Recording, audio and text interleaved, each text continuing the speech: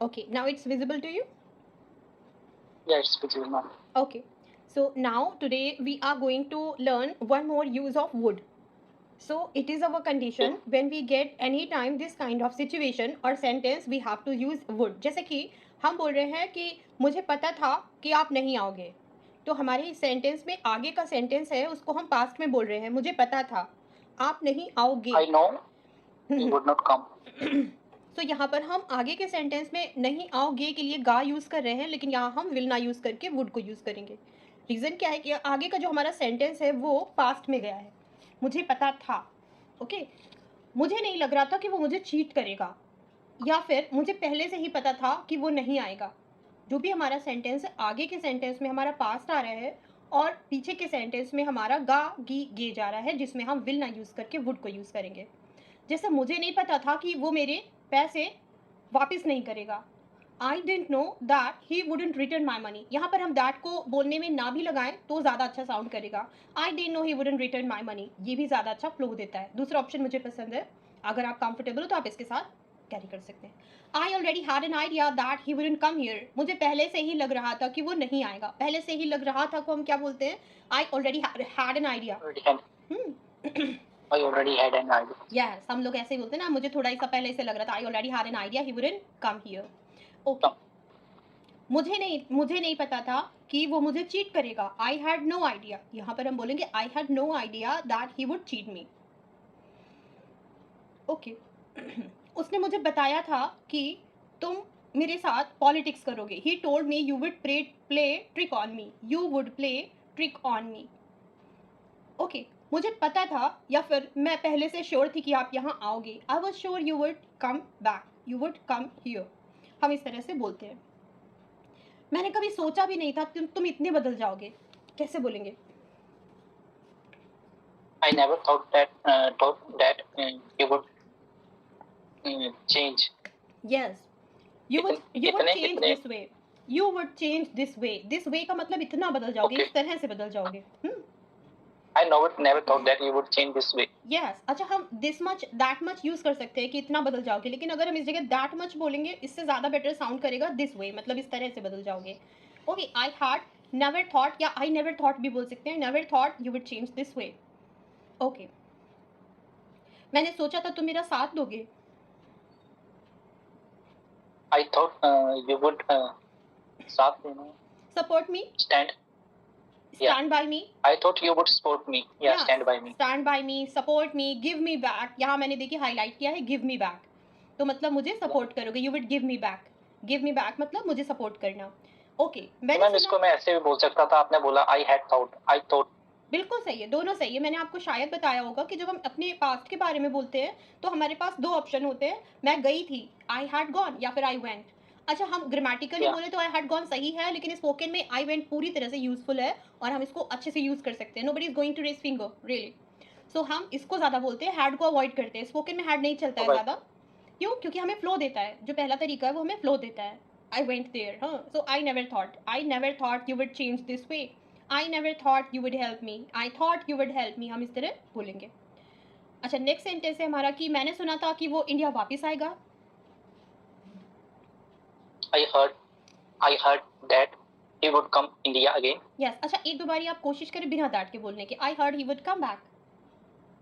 I heard he would come back. Yes, हमें ज़्यादा flow मिलता है. दैट हमें थोड़ा सा इंटरप्ट करता है, एक तरह से बीच में थोड़ा बैरिकेड टाइप का काम करता है. तो हम दैट को हटा सकते हैं. रिटन में दैट यूज़ कर सकते हैं, लेकिन हम बोलने में दैट को हटा देंगे, ज़्यादा फ्लो देगा.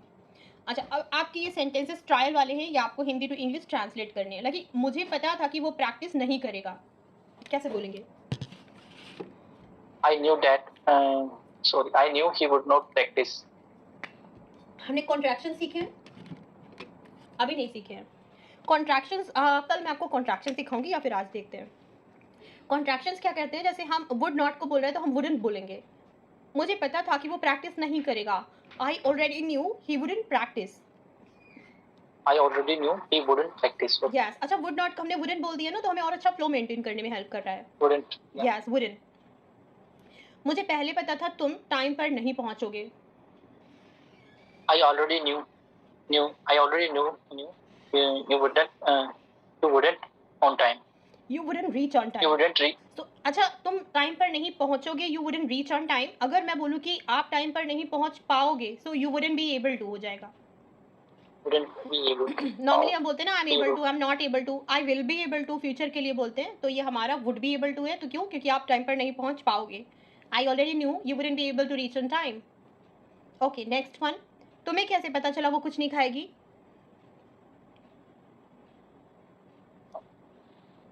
तुम्हें That's how did कैसे you पता know? चला? How did you come to know? How did you come to know he वो कुछ नहीं खाया? He she wouldn't eat wouldn't anything. eat anything. She wouldn't eat anything. Yes. अच्छा, know and come to know में थोड़ा फर्क होता है, हमने ये चीज़ पहले पढ़ी हुई है ना। तो how could you come to know, No and how did you come to know, how could you भी बोल सकते हैं, how could you come to know मतलब कैसे जान सके तुम ये बात, या कैसे पता चला तुम्हें ये बात। तो how could you come to know या how did you come to know. Next है, मुझे पहले पता था तुम टाइम पर नहीं पहुंच पाओगे, हम ये कर चुके। ओके, मुझे लगा तुम सुधर जाओगे। नेक्स्ट। मुझे लगा तुम सुधर जाओगे. I thought you would recover. सुधर recover. You would recover. Yes. तुमने कहा था तुम मेरी हेल्प करोगे। You said you would help me. Yes. उसने प्रॉमिस किया था कि वो आएगा। He promised he would come. Perfect, good. Okay, तुमने बोला था तुम उसे सबक सिखाओगे। सबक सिखाना, You teach the lesson. you said you would teach lesson. Yes, Him. You will teach him lesson. You would teach him lesson. Yes. You would अच्छा, take to teach. Task भी होता है, ये फ्रेजल वर्ब होता है। Take to task, take someone to task, इसका मतलब है सबक सिखाना, मजा चखाना। और इसको हम अगर अपने इंग्लिश लैंग्वेज में बोले तो हमारा हो जाता है teach the lesson. I will teach you lesson one day, मतलब मैं आपको सबक I will सिखाऊंगी teach एक you दिन। lesson one day. नेक्स्ट है, मैंने सोचा था तुम सुधर जाओगे, ये हमारा हो चुका है। मुझे नहीं मालूम था कि तुम मुझसे मिलने आओगे। मुझे नहीं मालूम था. I didn't know you would come. You would come to meet. Yes, you would come to meet me. मुझे पता था तुम एक ना एक दिन पछताओगे। I knew you would regret. regret. I know you would regret one one और the day. Other day, one or the, मैंने मेंशन भी One किया है। सूनर और लेटर भी कहते हैं, एक ना एक दिन मैं कामयाब होऊंगा। So one or the other day I Sooner would or be later. Successful, और sooner or later I would be successful. But ज़्यादातर sooner or later आती है. हाँ बिल्कुल, sooner or letter, one or the other day, आज नहीं तो कल, one or the other day. हम ये भी बोल सकते हैं, सूनर लेटर भी बोल सकते हैं, दोनों सही है। ओके, नेक्स्ट है, तुम्हें लगा था मैं तुम्हारी मदद नहीं करूंगी।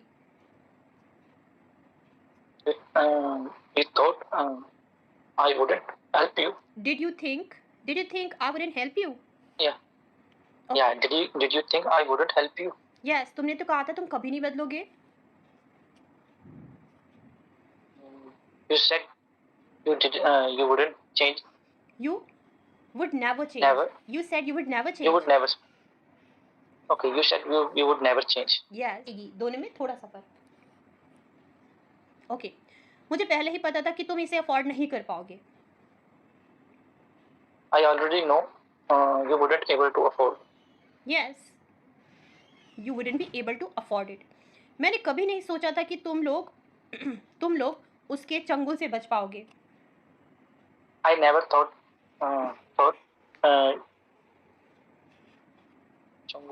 You would be able to escape. you would be able to. I never thought you would be able to चंगुल escape को from. हम क्या कहते हैं? You would escape.